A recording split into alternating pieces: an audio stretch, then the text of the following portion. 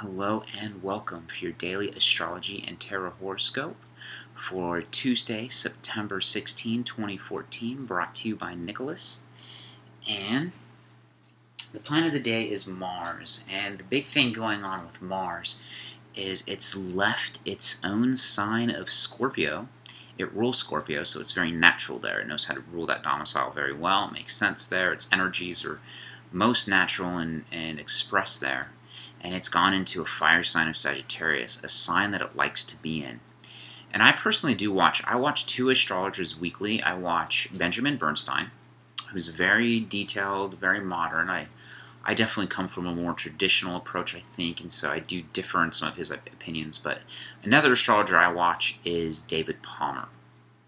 And David Palmer keeps talking about this Mars going into Sagittarius as the releasing of the brakes, and I like his expression because it is a releasing of the brakes, and he says it for different reasons than, Mars in Scorpio is not a bad energy. Mars in Scorpio acts just fine. The brakes aren't on for Mars in Scorpio, even though it's a water sign. Mars rules Scorpio, so it's very powerful and very good at expressing there.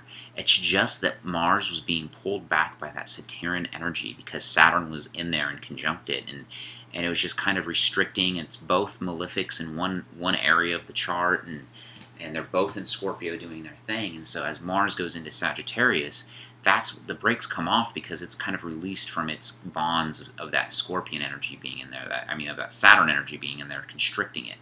So I do believe the brakes come off. I think my analysis is just a little bit different. It's maybe nuanced, but it makes more sense. I mean, Mars is going into a fire sign. Mars expresses good, very well in a fire sign, and it's going to have that Sagittarius is mutable, so it's more flexible. It's more in the moment. It's not as grunty and as forceful and whatever as non-thoughtful as Aries. Aries just sparks, use up until it's gone. I mean, Mars will still do that in Sagittarius, but it's going to be a little bit more flexible. It will hear someone else's point of view, and it will be interesting to see how you can apply yourself in a more adventurous way, because Sagittarius is like the adventurous side of things. It's ruled by Jupiter, and Jupiter is benevolent and happy and wonderful, and Jupiter's in a really good spot right now, being in Leo, and a very happy and fun fire sign. So Mars and Jupiter will be trining each other as well, and they're sort of they are trining each other by sign right now. So Jupiter's in a fire sign of Leo, and just the fact that Mars is now in the early degrees of Sagittarius, it is making a trine to Jupiter and kind of getting that luckier, adventurous energy out and going. So, so Tuesday, to align with your Mars energy, just kind of be more adventurous, do something different, think outside the box. Jupiter is about freedom, it's about abundance, it's about being exalted, and it's about honor. So if there's anything that you can kind of be showy and good with, why not? That's a great way to align with your Mars energy, and that Mars energy should be highlighted a little bit by Jupiter, and so it's going to be a little bit more luckier and expansive at this time. So, so that's the planet of the day. The card of the day is the 5, the Outsider, and for me, this week has really been representing a very mental thing that we're coming into, a lot of healing energy going on. There's a lot of Chiron action going on in the chart, and especially highlighted by last week's new moon. You have a healing sign like Virgo opposite Pisces, and then you have Chiron involved with that full moon, and it's just all about healing and releasing and sparking that energy and figuring out what that is for us. And I know I've been going through it. That whole alignment was in my 12th and 6th house, and so it's all about my job, and then the house of sorrows, and to me, what I feel I've learned from it personally is just about how much energy I'm putting into certain and specific relationships, and where to just let go and stop trying. Sometimes you try too hard, and I just, I have to experiment with taking a different strategy, being more passive and not giving energy to it, just not caring. I have to just do my own thing, and if people want to hop on, they can. If they don't, they don't. And that's kind of the epiphany I've had through all this Chiron healing energy, especially with the full moon, and now coming into this kind coming into this Venus opposite Chiron energy is still highlighting this healing that we're going through. This is a month of healing, and so just try using different energies, and see, that is perfectly analogous with what's going on, because Venus is the planet of attraction, and it's not about, Mars is about willful energy going out and getting what you want. Venus is all about sitting back and using your beauty and magnetism to bring it into you. And so that's kind of where I'm learning to just let go of some of these things and just seeing what comes in, because the more energy I have to just allow attraction to work at this cycle, it's not a silver bullet, it's not something you do forever, but the more I can heal and the more I can grow. And so it's very important for you to look at your chart. And if I do chart readings for $65.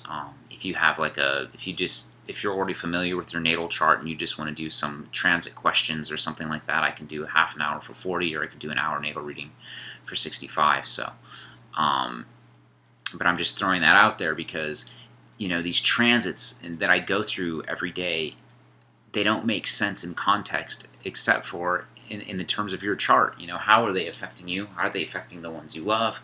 How are they affecting your work, your home, your finances, your love life, your vocation, what you're trying to be, your north node, your soul calling, all that stuff can be, this is really busy transit times, and so it's really, really good to see where you're connecting with this stuff.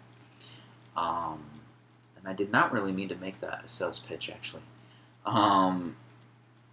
What I want to say is that the Five of Cards is the outsider card. So this is the healing energy that I'm expressing through the transits. So yes, remember that you're not being locked out. That lock is unlocked. But what I'm coming to the epiphany is it's like creating that world you want to be in. So almost like, you don't try to jump in somebody else's reindeer game. You create the new reindeer game that other reindeers can go to. That's definitely what I think the theme is for this week, because the signifying card is this High Priestess. And so it's not about jumping into someone's game unless that someone's game resonates with you. And so the High Priestess is about coming into your own intuition and your own soul calling and your spirit calling and what's deep inside. It can't be affixed from an external source. It's something you have to really align with from inside, from your intuition, your heart, and your soul. So, the way I think we need to solve the outsider this week, especially if you're synchronistically watching this video. I mean, there's billions of people in the world, and I get like 60 views a week, so 60 people out of 6 billion, you're definitely getting a message for a reason. So the Five of Rainbows, the Five of Pentacles, and other decks is telling you to create your own game.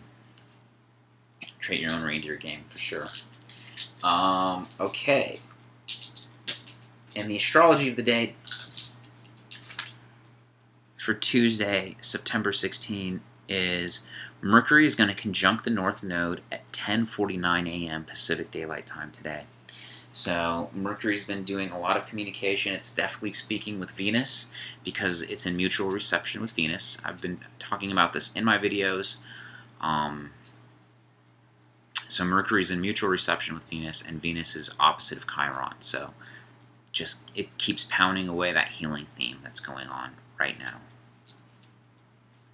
And if you have any questions about these technical things, this is an astrology video, so I'm definitely trying to give you the astrology behind it, and I'm definitely not trying to dumb it down.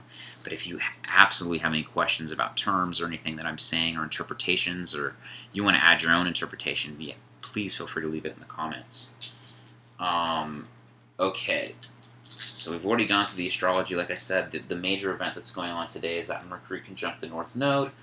The North Node is your soul calling, and Mercury is your communicator. So it's definitely a good time to see. Mercury's more about talking and communicating. I mean, it can write and it can express in all forms, but Virgo is more of the writer.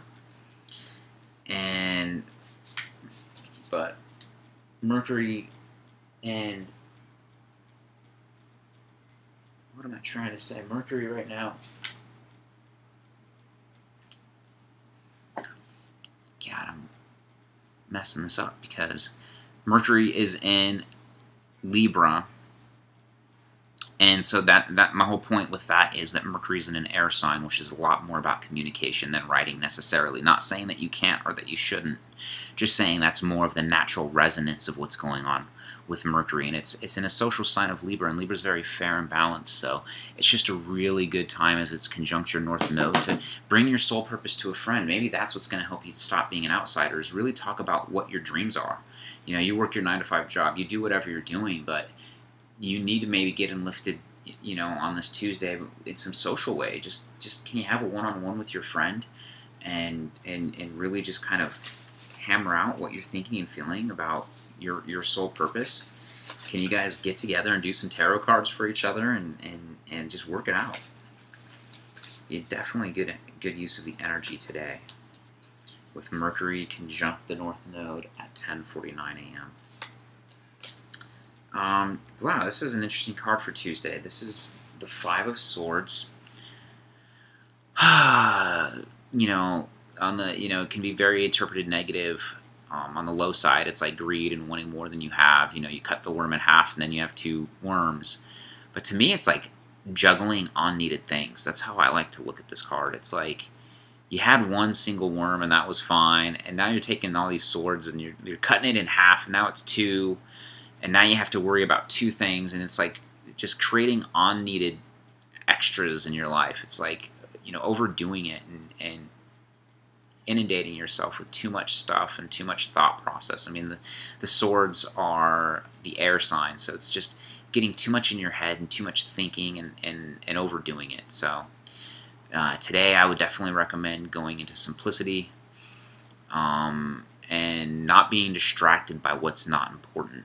And that's going to feed really well. It's just don't get distracted from your life calling. Like definitely get with that friend, talk about it, and you know, don't just remember that the mental game that's going on now is a mental game that's going to end, and we're going to get over this hump. So I mean, it's nothing super negative. It's just sort of like a warning and just kind of a foresight for Tuesday. Don't try to overdo it. That's all. It's just kind of warning you. And that is it for the Tuesday astrology and tarot horoscope reading. Like I said, leave any comments. I love to hear from you, and I hope you have a wonderful, wonderful Tuesday. Thanks.